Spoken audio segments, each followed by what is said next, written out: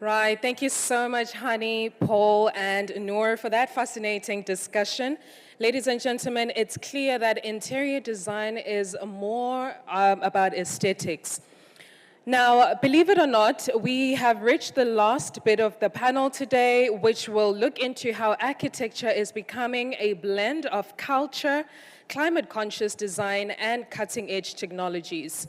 To take us through this incredible discussion, please welcome to the stage Will Plowman, partner at Foster & Partners. Along with him is Christos Passas, director at Zaha Hadid Architects.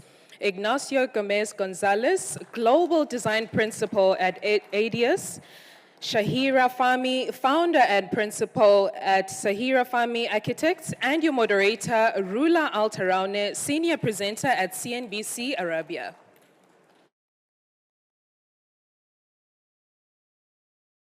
Test. Oh, it's working. Good afternoon, everyone. Thank you for joining us today. We are here to explore a powerful shift happening in architecture, a conversation that goes beyond form and function. Around the world, architecture is becoming a rich blend of culture, climate-conscious design, and cutting-edge technology. We are seeing buildings that not only serve their purpose, but also tell a story, respond to their environment, and stand as lasting landmarks for future generations. Today's dialogue brings together some of the leading voices shaping this evolution. Each of them brings a unique perspective on how tradition, sustainability, and innovation can come together in ways that are both bold and deeply respectful of place. So let us dive into this exciting intersection where the past meets the future and where architecture becomes much more than just buildings. So let me first of all introduce again my guest, Mr. Will Plowman, partner in Foster & Partners. Christos Passas, director in Zaha Hadid Architects. Ignacio Gonzalez, he's a global design principal in Aedas. And Shahira Fahmy, founder and principal in Shahira Fahmy Architecture. Welcome. I will start with Will. Thank you. Foster & Partners is known for its iconic future-forward design. How do you ensure that cutting-edge architecture remains relevant to the culture while also addressing environmental consideration? Yeah, I think it's a hugely important question that all as architects, whether we're at Foster's or with my colleagues here, I think we really focus on understanding the context, where the building sits, whether it's in a city, whether it's in a local neighborhood, and we do a massive amount of research. So often quite frustrating, I think, for the clients, the first 2-3 weeks working with Foster's, because we do so much research and understanding how the building sits, where it comes from, how the cultural impact it will have, and also the timelessness of it. So I think Paul was just mentioning on the interiors discussion earlier, that timelessness is really integral to us. So the iconic I think is a result of all of this research blended with the sustainability. So in-house we have 3 really key teams, ARD, SMG, and sustainability, and these are all really interlinked. So we go to them, we ask them questions about the location, the sustainability, how we can best use materials in this location, how we can learn from past projects, what we're doing now is going to impact in the future, because many of our projects will start today, but they won't be built for 5-10 years. And that's in the future already. So we're having to think about problems or challenges with the infrastructure that are happening then. Yeah. And one of the interesting projects, we just talked behind the scenes, it's our airport, Amman Airport, and really I like it. It meets really the future with the past, especially it comes from the environment of Jordan, Ram Valley, if you know how it looks like, and the rovers of Jordan.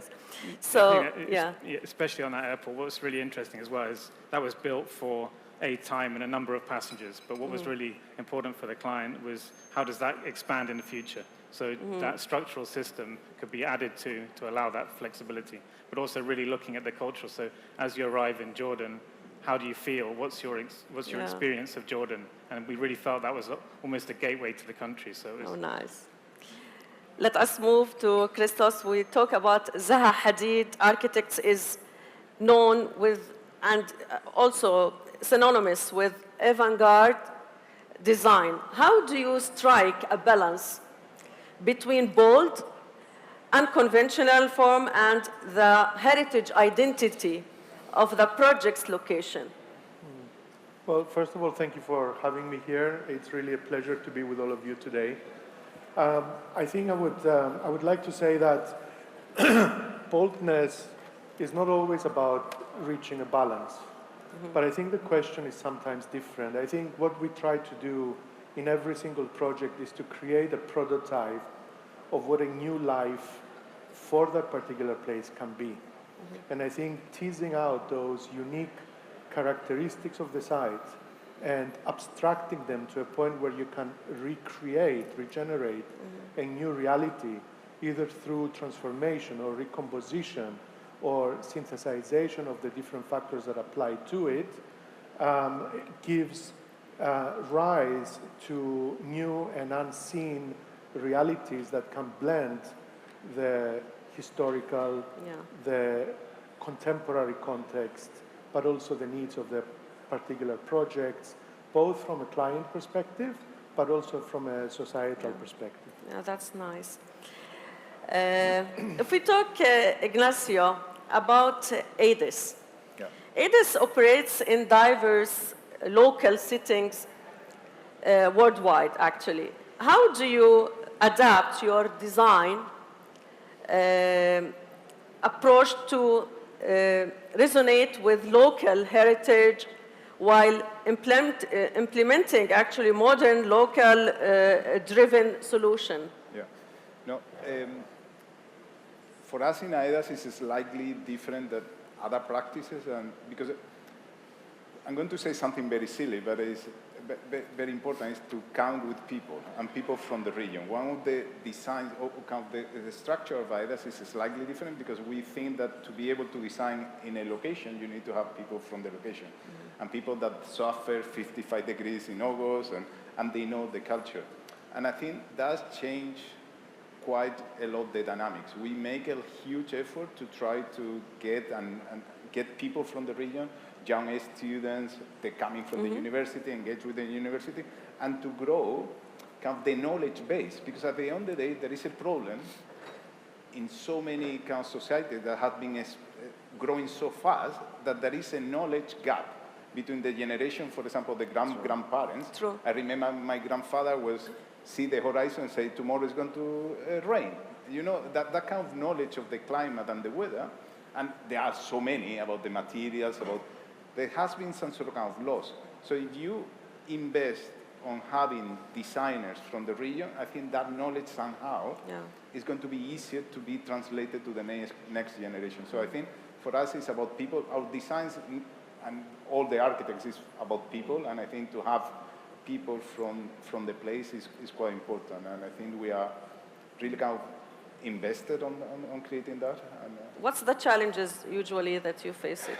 The challenges are that when you are working with different, architecture is a practice, and it's a practice that takes actually a lot of years to master, if you master. I mean, Mia was saying that when you are kind of 50 is when you start understanding architecture. So, and you have new generations coming brought in the region where they saw Burj Khalifa, Burj Al Arab, and things and whatever, and they go out of the university and the first thing that they want to do is one of these iconic towers. And so you say, listen, let's bring the expectation. Hold your horses. Calm down. It's going to take you quite a bit to understand, to know what you don't know. That is the longest period of time is to understand someone who is 25 years for the next 5 years to show them what you don't know. There is all regulations to make sure that the clients are satisfied and so on and so forth. But it's a challenge, and the new generations are coming with a lot of, they are doing right in my point of view because they are very impatient, they don't have time, they don't have patience, but I think they need to be, it's our role as well to calm them down and to try to monitor them. It's not for our generation, actually. We've been more passionate. Okay, Shahira, Fahmy.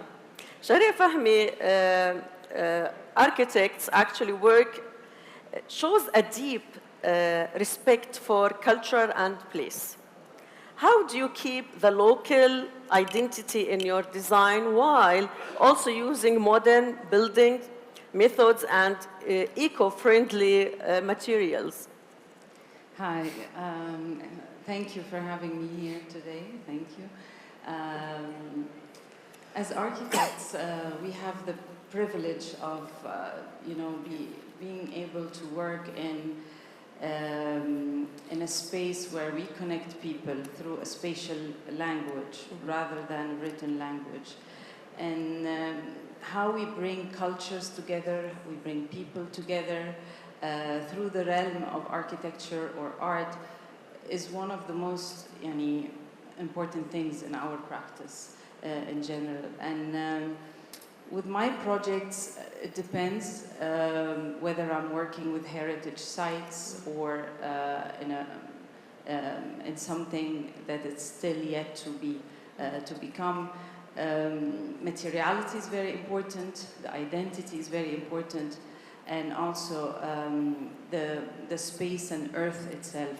How identity is something very challenging, as we all know, and how to do we take from the memory of the place itself before we arrive as architects working in it, or do we in my practice, we believe that identity is something that is in constant constitution, in forming, in becoming. It's not something that some sites allows you with a heritage and a history and a memory that you start off, and this is actually where I like to work, because it's actually in a bit cheating, like you have something to work with. You have a language inherent in the earth itself, in the materiality, in the surrounding, in the community, that gives you like a plus, like a head start, rather than working with a space where you have, of course, in any space I believe there is a memory and there is some sort of identity you're starting off from.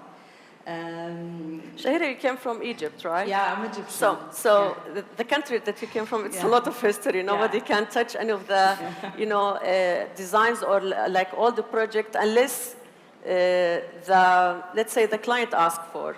Either to provide the project or the building with some of the elements, let's say some of the tools that help the AI, but not to touch that much of the heritage history of Egypt as well. Of course, Egypt if has you are a lot. working on all the projects, I mean.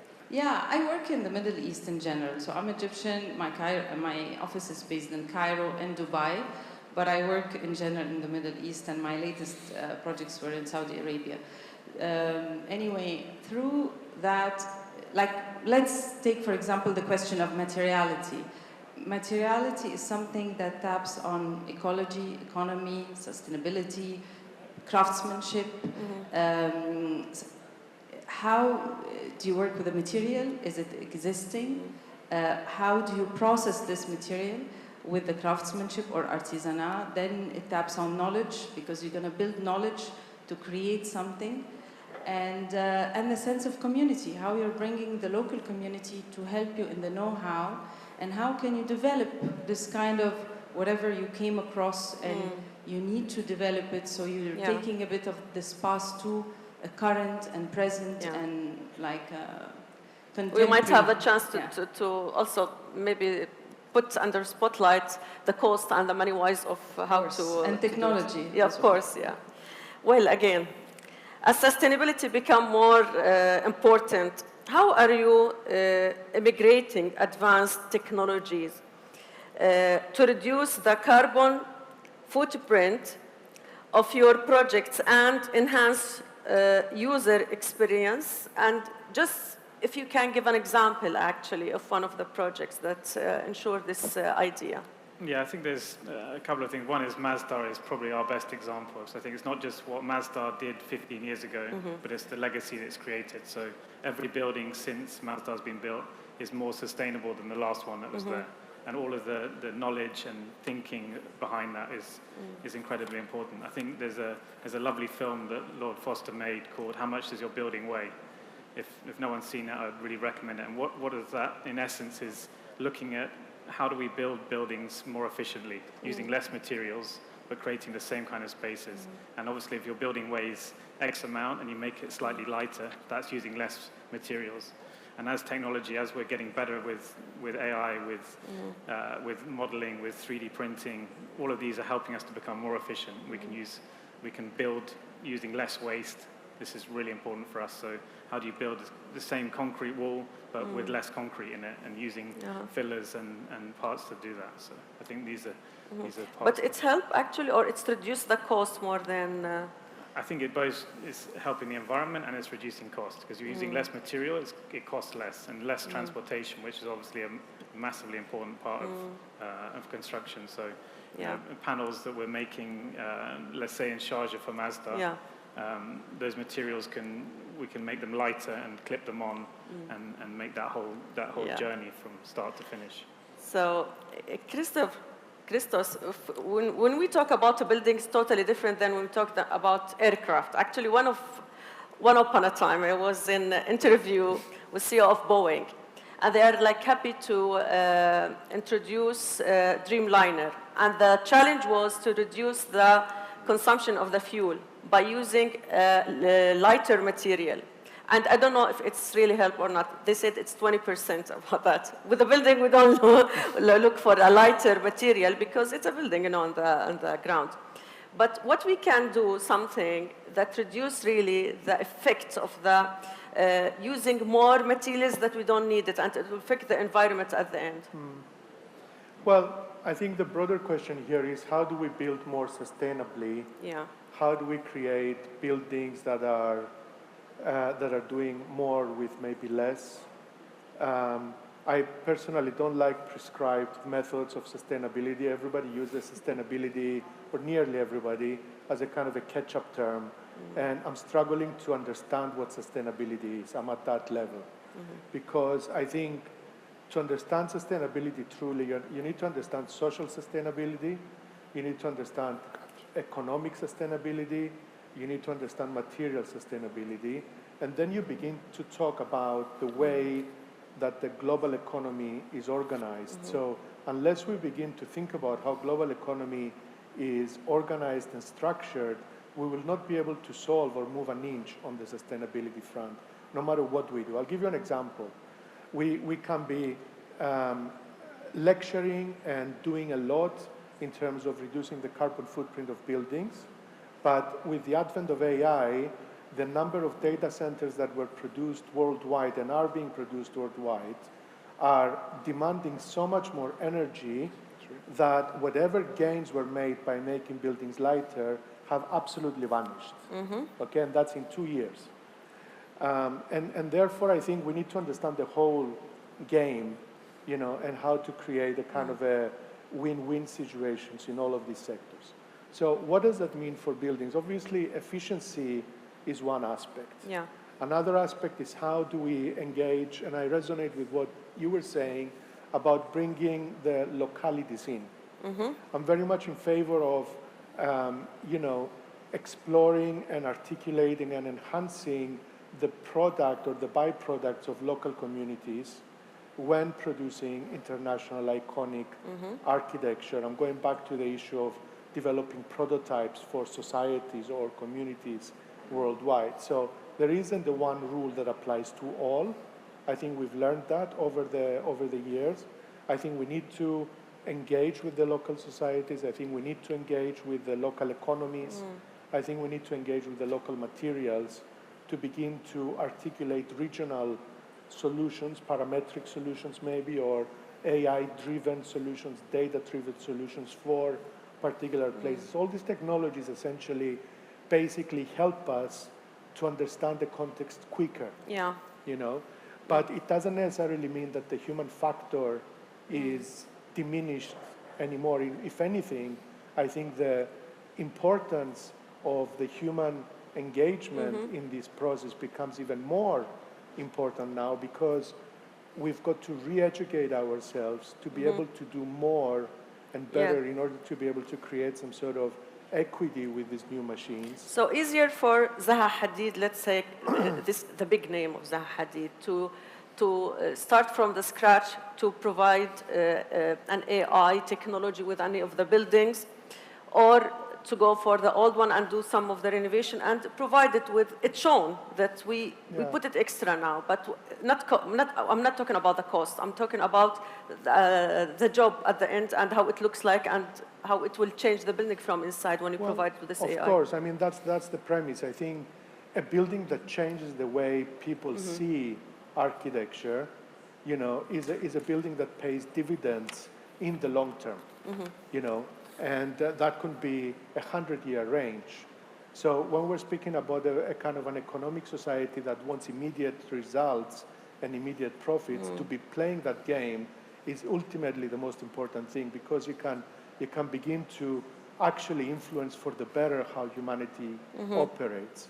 Now, when it comes to the technologies, as you say, I think it's important to find again those ways, and to an extent we've always rediscovered the wheel with every project. That's what we do well, but at the same time we've got to keep learning, and now we need to get to a level where we see the whole picture more clearly, and we begin to operate in a new environment with a new level of approach to enable us to deal with these circumstances. I'm looking for this chance. Ignacio, as cities grow denser and are shaped by capital and automation, how can architects like Aedas stay relevant to the culture while designing vertical, mixed-use spaces that remain human and livable? No, I think sometimes, and this is kind of recognizing somehow, it's kind of a frustration for the architects. We think that we have a huge power to transform certain things, and I think our power sometimes is limited. Okay? The transformation that is going to happen on the city and the way we live is actually not led, I would say, by architects. It's led by Elon Musk, it's in Palo Alto. For example, the simple car, it changed the way we live. Like the Model T for like 120 years. It deconstructed completely the cities. Now that we are going to have, hopefully sooner or later, the autonomous vehicle, this is going to transform the way you even think about parking. Parking is not going to have that kind of the highest demand. So I think somehow we are a profession that is very reactive. They are not proactive. Somehow, like, these things will come to us and we will need to adapt. And hopefully I would like to see more, some sort of more fighting back some of these things, but I think our power somehow is, we like to think that we have a lot of power, but I think it's quite limited compared with the transformation that is going to happen, in my point of view. I mean, we are not on the battle of where the innovation is going to happen. We just implement things that are some sort of given. So. It's make a difference for you to give a design or a thought, let's say, related to the government or the country that your project is in? Yes and no. The fundamental issue is, and all of us, we face that. You always have a client. And the client has a very clear KPIs, clear, and you need to fight a lot to try to deconstruct some of the pre-assumptions.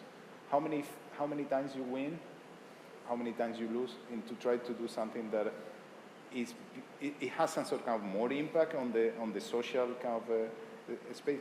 We live in a society like, for example, so simple things like having TODs, transport-oriented development, where you have the public transport inside the shopping mall, is almost a miracle. And we are pushing very hard to get all this mixed use that happens, for example, in different parts of the world. And it's because developers don't talk each other. And they don't want to have that kind of consistent and more people shouldn't be able to walk so much in the heat. I mean, you should be able, from Dubai Mall metro station, the Dubai Mall metro station should be in Dubai Mall, and these things doesn't happen. So we do a lot of transport projects, and we fight for getting the things closer to each other, but sometimes, most of the time, we lose. So. Yeah.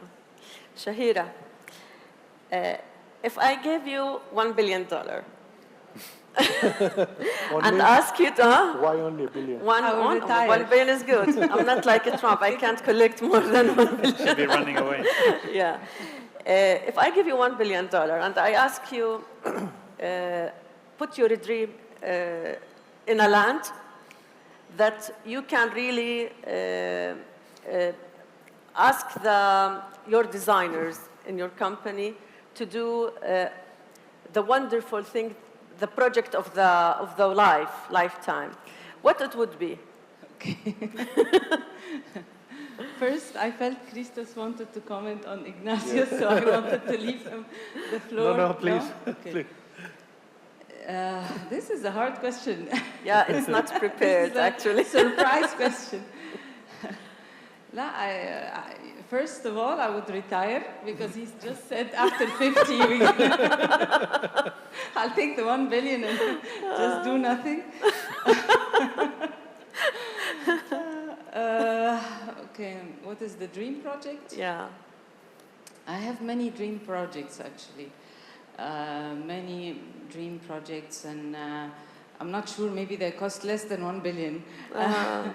As a female, let's say, as a female architect, is there anything related to your gender with this dream? No, you make it making it harder. Make it more harder. Harder Yeah. and harder. No, I don't know, like, you know, I don't want to sound really boring, but education is important. Yeah. And in our part of the world, there is a lot of things to be done in terms of allowing and enabling so many people to have access to culture.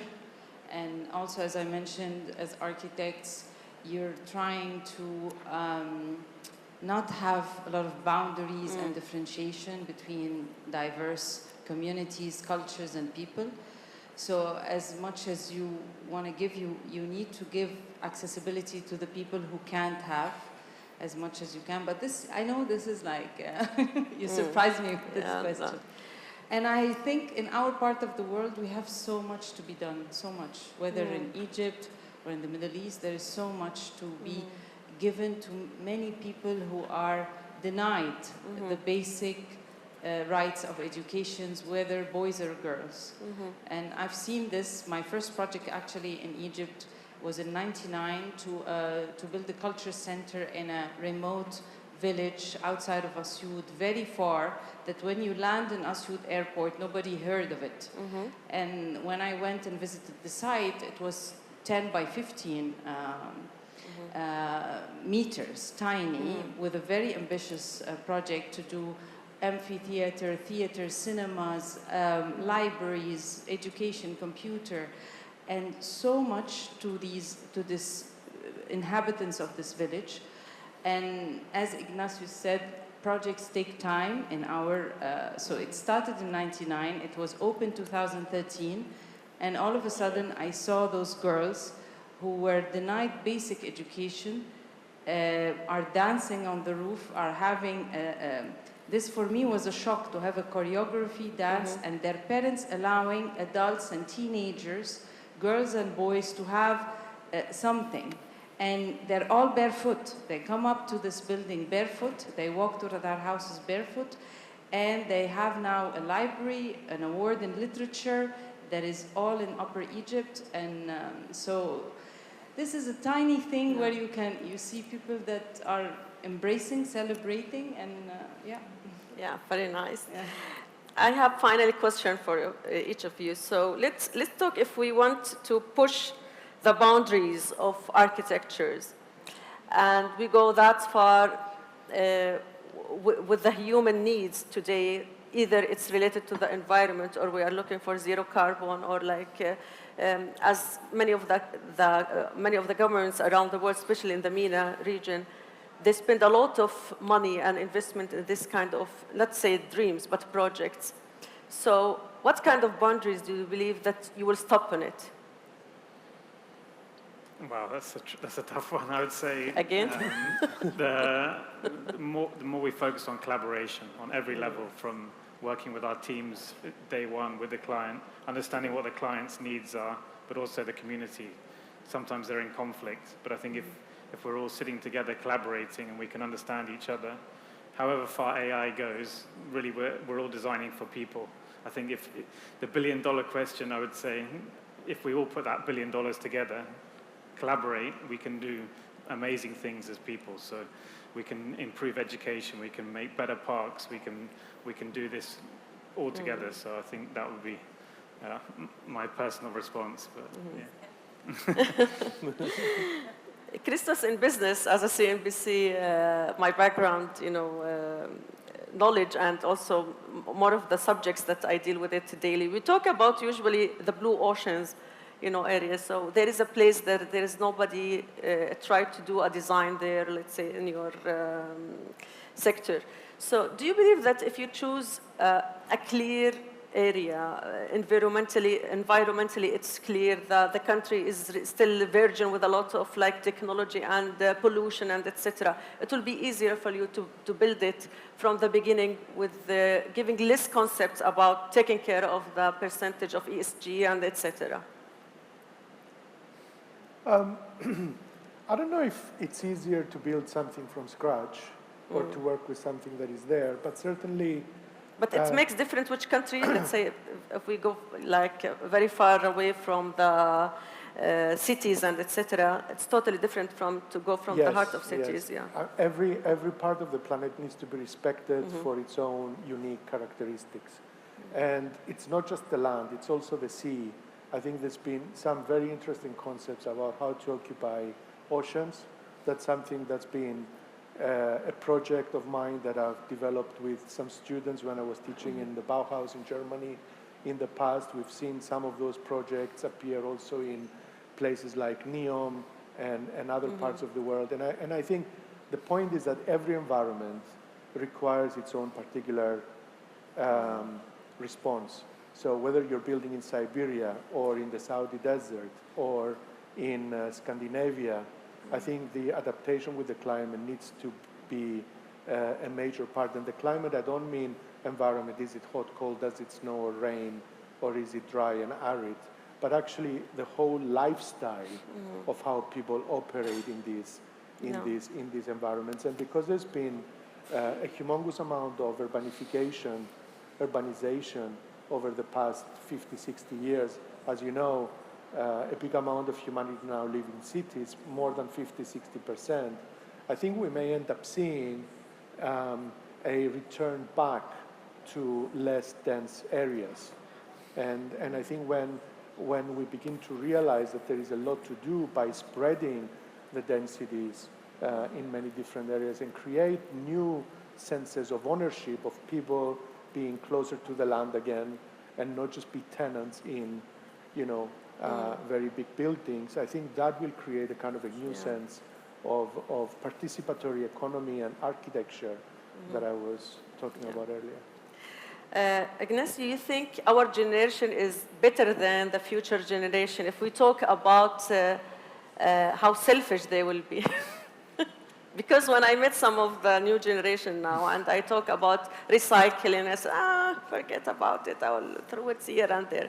And it's more like for the old people like me, who's trying to separate the plastic from paper and etc. It takes time from me. Wow, that is a good question. I think every single generation thinks that the new generation that is coming is worse than theirs. So I think we need to have a hope for the new generation to be able to do as well the same mistakes that the older generation did. I always put that actually the generation that was above us, the baby boomers, perhaps they were always this kind of eternal Peter Pan. They were always they were the yuppies, they were the hippies on the 60s, the yuppies on the 80s, then the new age. These are kind of the eternal people that never retire. Mr. Foster said Foster as well. So it's always this, they are going to go into this eternity, almost longevity without... And I think they discover a lot of things. So I'm not sure that the new generation is going to be worse than that. They were the first one that do the private jet and all these things. So Yeah. they actually, I don't think they contributed too much into this. And I think our generation is trying to cope, and hopefully the new generation as well will try to come with new ideas. For them, it's quite important also some sort of, and I see that in the kids of 20 years, 25, they have a different mentality as well, the relationship with the work. I think one of the things they are valuing a lot is their time, that for us wasn't a currency. We were able to work so much and whatsoever. They really kind of value the time, and I think that is really good. When I see that, I say, no, I don't want to work so much. I value my time, and so I say, good, because I think we were educated to go, run. And I think this balance is going to be good as well for them. Yeah, that's a great answer. Shahira, do you think... Just to say, though, that I think our generation was probably the generation that saw the most changes I agree with that. throughout the whole of history. So we did have a lot of work to do. Yes. I agree. Shahira, let's skip this generation, because if any of them around, they will kill me now. I will talk about something else. I have 2 in this generation, 2 children, Really? 20 and 26. Sorry. Oh, that looks like. For this generation, let's say, they are moving to cities to work, and they don't want to spend time looking for like an old house or building. Instead, they want to provide it with a heater, or let's say cooler, or etc. They will go for the cities that also it's moved very digital. You know, this generation with the crypto issues, the crazy things and interesting. So they are more fast thinking. They don't want to spend time to renovate an old home or like building. Let's sell the grandpa house. Let's do like this. And at the end, we found out that we have a lot of buildings or houses around. It's lifted. Nobody cared about it. Did you face any of these examples? I think you would be surprised about the new generation. I think a lot of the assumptions are not correct. And we don't know yet what they're capable and what they're going to do. But I agree with Ignacio that they value their time, which is actually something they're teaching us, which is good, you know. When they come and put their foot on the ground and say, no, we cannot work that much, you're crazy, which is good, you know. You met the golden virgin of this generation, let me say. But I think they all would love the $1 billion question. Because if you come and ask them what do you want to be, there is no one will tell you architect, doctor, whatever. They just want to tell you the billionaire state, the money thing. YouTuber, not like my son, he wants to be a YouTuber. Yeah. You know? No, he will not tell you YouTuber. He will tell you, I want to be a billionaire. A billionaire, because YouTuber is whatever route that may take. It's a job. It's fine. It is a career, you know. It is a career now. But no title, no job title. Because our parents, they for us in the region. I don't know if, of course, in Egypt, they for us to be either a doctor or, you know, architecture or whatever. Otherwise, you are not useful in this world. So, as you said, even my son, he said, I want to be a millionaire. I will bring you apartment, a car, and whatever. So, one of these things is either social media. And they are okay to do many things. That's also another thing. You know, they don't want to be stuck in a box where he's only in this path. He can do this and that, and he's, you know, there is this good thing to understand you're capable of doing many things, you know, and not being to try to put boundaries and you know, name it and title it and give it that. So that's also something. It's very nice conversation, actually. I'm sure that the time is killing all the nice things and how it is interesting. Thank you very much, Mr. Will, Christos, Ignacio, and Shahira. Thank you very much, and I hope you enjoy it. Thank you. Thank you very much. Thank you.